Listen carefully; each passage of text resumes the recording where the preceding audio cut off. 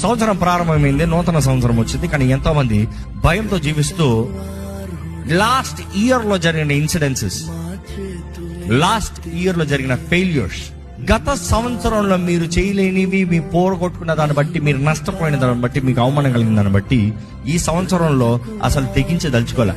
చాలా మంది అంటారు అసలు వద్దు, అటెంప్టే వద్దు, నాకు లాస్ట్ ఇయర్ చేయలేకపోయాం కదా, లాస్ట్ ఇయర్ అవలే కదా, ఆ ముందు ఇయర్ ట్రై చేశాం కదా, ఆ బిజినెస్ అప్పుడు పెట్టాను కదా, అప్పుడు కుదరలేదు కదా. దేవుడి వాక్యం చెప్తుంది, ఆయన చేతిలో సమర్పించుకుంటే గతంలో అపవాది నిన్ను ఓడించచ్చేమో, కానీ దేవుడు మరలా నువ్వు పోరాడి జయించచ్చు, నీవు పోరాడి సంపాదించచ్చు. గతంలో నువ్వు సరైనదే చేద్దాం అనుకున్నావు, కానీ తప్పైన సీజన్లో తప్పైన టైంలో చేసావేమో. కానీ దేవుడు అంటాడు సీజన్ మారుతుంది. I'm giving you years back. మిడతలు తినివేసిన సంవత్సరములు నీకు తిరిగి మరలా నేను అనుగ్రహిస్తాను.